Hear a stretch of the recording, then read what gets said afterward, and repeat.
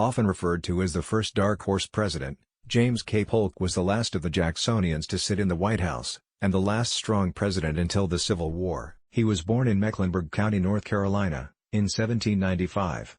Studious and industrious, Polk was graduated with honors in 1818 from the University of North Carolina. As a young lawyer he entered politics, served in the Tennessee legislature, and became a friend of Andrew Jackson. In the House of Representatives, Polk was a chief lieutenant of Jackson. Until circumstances raised Polk's ambitions, he was a leading contender for the Democratic nomination for vice president in 1844. Both Martin Van Buren, who had been expected to win the Democratic nomination for president, and Henry Clay, who was to be the Whig nominee, tried to take the expansionist issue out of the campaign by declaring themselves opposed to the annexation of Texas. Polk, however, publicly asserted that Texas should be reannexed and all of Oregon reoccupied. The aged Jackson, correctly sensing that the people favored expansion, urged the choice of a candidate committed to the nation's manifest destiny. This view prevailed at the Democratic Convention, where Polk was nominated on the 9th ballot. "Who is James K. Polk?" Whigs jeered. Democrats replied Polk was the candidate who stood for expansion.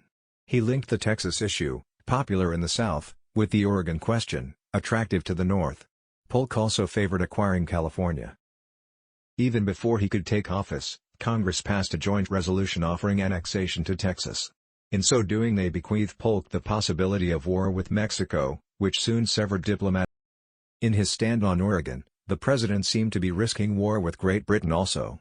The 1844 Democratic platform claimed the entire Oregon area, from the California boundary northward to a latitude of 54°40, the southern boundary of Russian Alaska. Extremists proclaimed 5440 or fight, but Polk, aware of diplomatic realities, knew that no course short of war was likely to get all of Oregon. Happily, neither he nor the British wanted a war. He offered to settle by extending the Canadian boundary, along the 49th parallel, from the Rockies to the Pacific. When the British minister declined, Polk reasserted the American claim to the entire area. Finally, the British settled for the 49th parallel, except for the southern tip of Vancouver Island. The treaty was signed in 1846. Acquisition of California proved far more difficult.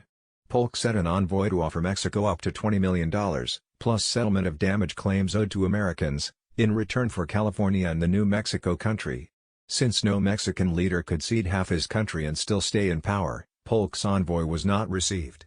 To bring pressure, Polk sent General Zachary Taylor to the disputed area on the Rio Grande. To Mexican troops this was aggression, and they attacked Taylor's forces. Congress declared war and, despite much northern opposition, supported the military operations. American forces won repeated victories and occupied Mexico City. Finally, in 1848, Mexico ceded New Mexico and California in return for $15 million and American assumption of the damage claims. President Polk added a vast area to the United States, but its acquisition precipitated a bitter quarrel between the North and the South over expansion of slavery. Polk, leaving office with his health undermined from hard work, died in June 1849.